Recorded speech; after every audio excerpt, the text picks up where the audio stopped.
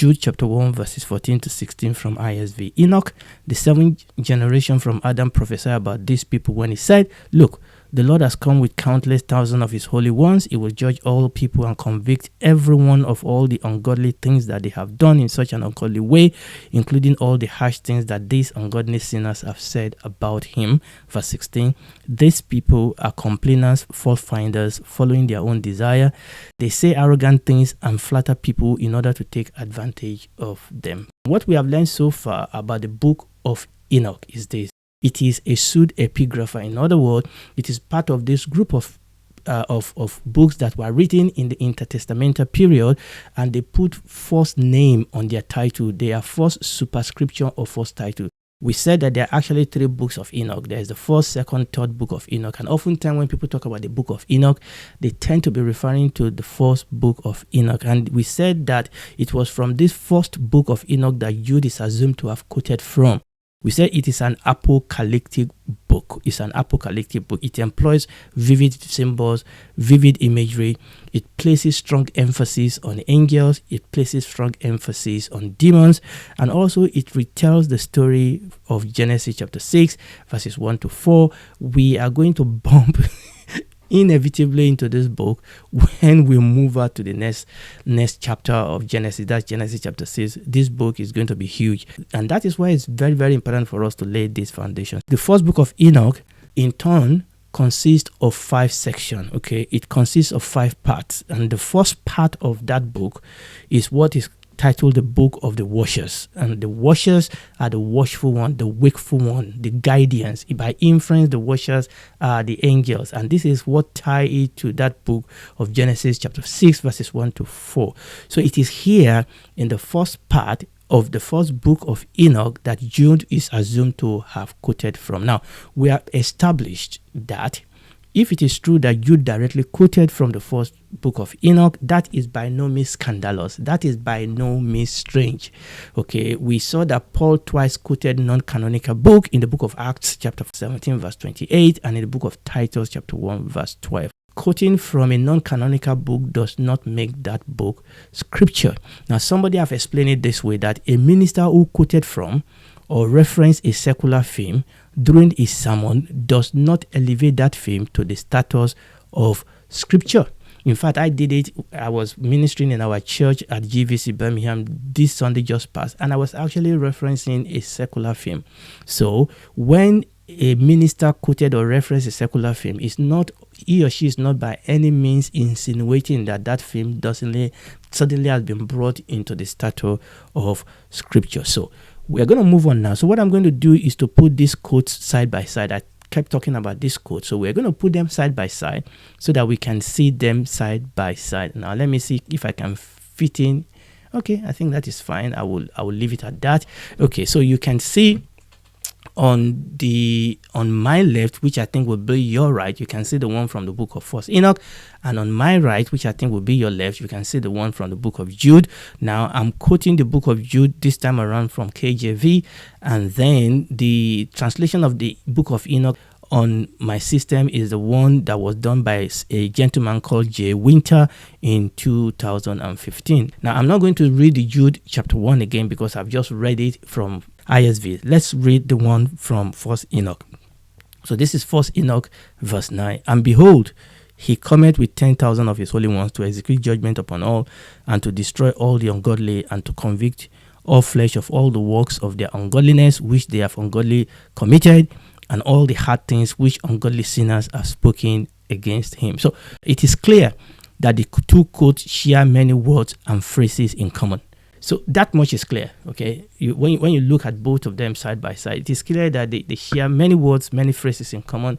It is clear that they are obviously identical. Now, that said, that fact alone in and of itself does not prove that Jude quoted First Enoch, or that the content of Jude or of Daniel and other biblical writers are influenced by First Enoch, okay? Because this is some of the things, this is often the interest of many secular and atheist scholars. This is some of their interest in the book of Enoch. They want to use the book of Enoch among other things, as an evidence against the authority and against the inspiration of the Bible. And to pull this through, what they often want to do is that they are ingenious about glaring fact about the Bible and the book of 1st Enoch. They often confuse or ignore facts like the author, the dates, the content, the internal and external evidences of all these books. So, yes, it is true. When you look at those two texts in Jude and 1st Enoch, when you look at them both together, you can see that they are quite identical. Okay, but that does not of itself prove that Jude was quoting from Enoch, even though we've already established that even if it is true that Jude was quoting Enoch, that does not necessarily put the first book of Enoch at a level of being scripture. However, having said that, when you look at these two texts closer, now I'm not going to go into all that because it's just a little bit too complex and it's not going to add anything more to what I'm doing today. Now, when you look at those two texts closer, there are some important differences in the context of both of them. For example, the book of Jude was talking about human. The book of Enoch was talking about angels. So there are some important differences in their context. There are differences in their grammar and syntax of these two texts when you look at them in the original Greek. So there are differences when you want to drill in and dig in. And by the way, the Jude version is shorter than the 1st Enoch version. So you can drill into this thing, but yes, we will agree that they definitely look identical. But what we are establishing two things is that, number one, that does not necessarily mean that Jude is quoting from Enoch. Okay, that would be bad conclusion just based on this fact. Okay, nobody will conclude this in actual life just based on this one fact. And number two, what we are saying is that even if Jude was quoting Enoch, that does not necessarily make the first book of Enoch scripture. Now, for a start, we know that the book of Enoch was not written by the patriarch Enoch. Okay, that much we know, that this book of 1st Enoch was not written by the patriarch Enoch of Genesis chapter 5. For this book of 1st Enoch was written many centuries after the days of Enoch. In fact, it was written during the period, like we said, intertestamental period, and this is a period that we call silent years, because number one, the canon of the Hebrews Bible has been closed, and number two, this was period when God was not really speaking by prophecy again. So that's another issue entirely. Let's go on. So the book was not written by Enoch. It was written many centuries after Enoch. So this was not Enoch. So whatever is written in this first book of Enoch, or that which is written in this first book of Enoch, this was not written by Enoch, number one, and it was not written by his contemporary. Okay?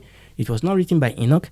It was not written by his contemporary as if they were writing down what Enoch said for posterity, as we see in the cases of other prophets. Okay, prophets are speaking, somebody is writing it down, or the prophet is writing it down himself. That is not what we are dealing with here. Okay, that is very important. So the question then is, where did the author of 1st Enoch, whom we know could never be Enoch, so where is the author of 1st Enoch? And by the way, we said that even the book of 1st Enoch itself, because it contains of 5 parts, will have been written by different author. Okay, but the question is this quote that we are dealing with. Where did the author get this quote from? Okay, we have to ask ourselves that question. Where did he get this quote from? Now that we know it's not Enoch that wrote it down, it's not Enoch's contemporary that wrote it down. It was somebody centuries and centuries after that wrote it down and said this is the prophecy of Enoch. And it is clear that there was a prophecy of Enoch, because Jude also quoted and talked about the prophecy of Enoch. So it is clear there was a prophecy of Enoch. The question then is, where did the author of 1st Enoch, where did he get this quote from? Now, there can only be two broad answers to this question. The author of 1st Enoch either get it from an open source. In other words, maybe a written or an oral tradition, which will be available to anyone. So the first answer is that the author of 1st Enoch could have gotten it from an open source, written tradition, oral tradition, and in that case, that will be available to anyone else, including Jude. So that is the first option. The other option is that the author of 1st Enoch could have gotten it from a closed source. What do I mean by that?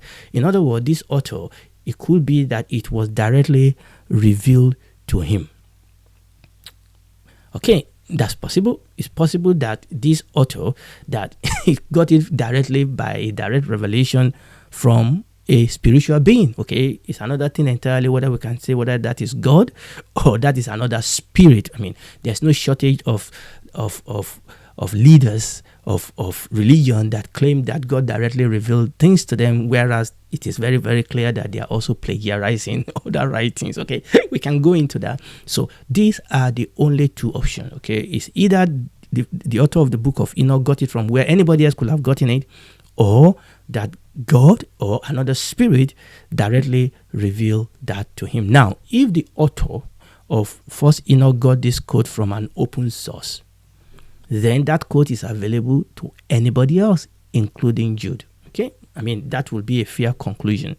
Now, let's look at a previous illustration that I've done this illustration before. I'm just going to, put a little modification now, and you will see that there are quite few options as to how this quotation could have ended up in those books, in both books. Okay, so let's look at this illustration again. Like I said, I've used this illustration before. I'm just modifying them a bit. So Jude and the Book of Enoch, both of them could have gotten it from a common source. Both of them could have been quoting a common source. Okay, but the other thing though is that both of them could be quoting a different source.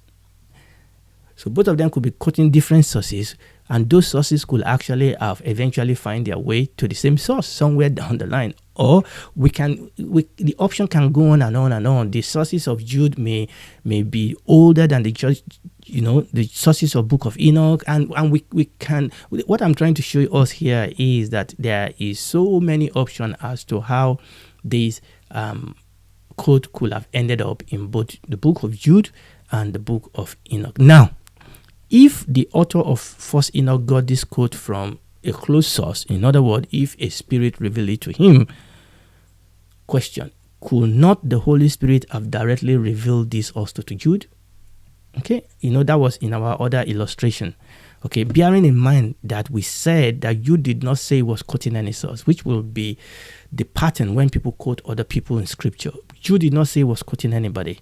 So if you say, well, maybe the author of the first Book of Enoch, because it is scripture, as some people would want to claim, maybe God inspired him to write it down. Well, could God not have inspired Jude also to write it down? Okay, all right. So that is absolutely a legitimate question to ask. And moving on, I'm still wanting to drill into this question of whether the author of the first Book of Enoch actually got this from God or from another spirit. Now, for the first Book of Enoch, chapter 1, verse 9, which is where we got this quote from, understand that it's just a verse among many verses that make up the book of First Enoch. So we need to look at the context of the whole book of First Enoch before we start moving on as to is the scripture or not, what's the implication that Jude quoted from it. So the question is, what sort of book is First Enoch? What is the nature of the content of this book, particularly the first part of the book of First Enoch that is called the Book of Wishes? As mentioned in previous episode, First Enoch consists of 5 quite distinct major sections written over many years and obviously written by different authors. Now, like we said, it contains history, which include history of human, history of angels, history of demons. It contains history, it contains apocalyptic visions and dreams, it contains revelations, it contains prophecy, including those of coming Messiah. One of the things you will see as you read the book of First Enoch is that a lot of the themes in First Enoch is history, visions, dream, prophecy, revelation.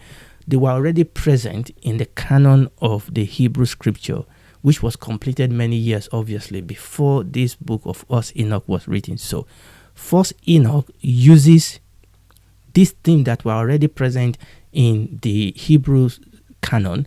First Enoch uses them, then added, expanded, or sometimes filling the gap in this material. And that is the most reasonable way as to how this thing progresses. Okay, the Hebrew Bible canon was already written and closed long before the book of Enoch was written. A lot of the things that were already there in the book of the Bible, of the Old Testament Bible, a lot of the themes were all then repeated in the Book of Enoch. And you could see that Enoch used those material, but then he added to them, he expanded them, and then filling the gap in some of this material. Now we can talk about the right and wrong of this, but at least we need to acknowledge that. Now the question is, where did the author of First Enoch get these extra materials from? Okay, we need to acknowledge that this is what is going on, but we have to ask ourselves, where did he get the extra materials from? Were they from, again, open sources? Were they from human written or oral tradition, or were they direct revelation from God or from demons, or a combination of things going on? And there can be combination of things. You remember that prophet, the prophet Balaam. You remember that prophet Balaam. I mean, on one side is hearing God, and on another side is totally being used of the devil. So we have to ask ourselves the question, where did the author of First Enoch get the extra material from? Now, let us look at an example of the use of oral tradition in the Bible, and then I think I will be closing, okay? Right. So there is example of in the Bible how the Bible itself also used oral tradition, open source, from where whoever the author of First Enoch is could have gotten this quotation from. Now let's read one example. We're going to read the book of 2 Timothy chapter 3, just verse 8. 2 Timothy chapter 3, verse 8. This was Paul writing to encourage his son in the Lord, Timothy. Now Paul wrote, he said, "Now as Jannes and Jambres withstood Moses, so do these also resist the truth, men of corrupt mind, reprobate concerning the faith." Obviously, Paul was writing about an issue here, but it is this mention of these two names, Jannes and Jambres. Now, it is those two names that command attention, because Paul is here referring to the encounter of Moses with the magicians of Egypt at the court of Pharaoh. This is what we read in the book of Exodus chapter 7. That is recorded for us in the Bible. But the issue here is that Paul mentioned two strange names that is not in our biblical text. He mentioned the name of Jannes and he mentioned the name of Jambres. These names are not preserved for us in the book of Exodus. When you read Exodus, they were not named. Who are these people? Where did Paul get those names from? And it is important for us to understand this. The answer is Paul got them from preserved oral tradition of Israel. This is a good example of where, sacred text actually uses oral tradition. Paul got this information from preserved oral tradition of Israel, because these are the names of two of Pharaoh's magicians, and those names are found in the Targum of Jonathan. We talk about this Targum in the past, so I'm not going to go into that. I mean, we didn't talk about them extensively, but we mentioned them. So these names are found in the Targum of Jonathan when he was writing on Exodus chapter 7 verse 11 and also Exodus chapter 22 verse 22. And there are other tradition and legendary histories about these two magicians that we are not going to go into. But what I'm saying here is we see a situation here where Paul gave us an information that we cannot find in the Old Testament, but Paul was actually drawing on oral tradition that was available to anyone. And much the same way, there are oral tradition that Enoch prophesied. So much the same way that we see here that Paul was taking advantage of quoting an oral tradition, much the same way there are oral tradition that Enoch prophesied. Now, some people believe that this prophecy of Enoch is connected to the prophecy of Moses when he was blessing the children of Israel in Deuteronomy chapter 33 verse 2 and few other texts in the Hebrew Bible. Okay, so the question is the source of this Enoch's prophecy, both the one we read in Jude and the one we read in First Enoch, is the source of both of them a direct quote of historical Enoch before the flood, or a midrash of Deuteronomy chapter 33 verses 2 to 3, or other texts of the Bible based on oral tradition that Enoch prophesied? Let me try and explain that. Okay, what tends to happen sometimes is that there is a way in which Jewish tradition actually interprets scripture that is called midrash interpretation. The rabbi in the Old Testament, some of the way they interpret Old Testament scripture is very, very important. And they tend to talk about the midrashic interpretation and the peshat interpretation of the Old Testament. Now, I'm going to stop here because I want to come back to this, because actually this point is very, very important to us as a New Testament believer. Let me give you an example. The Bible writes in the Old Testament that a virgin shall be with a child. Okay?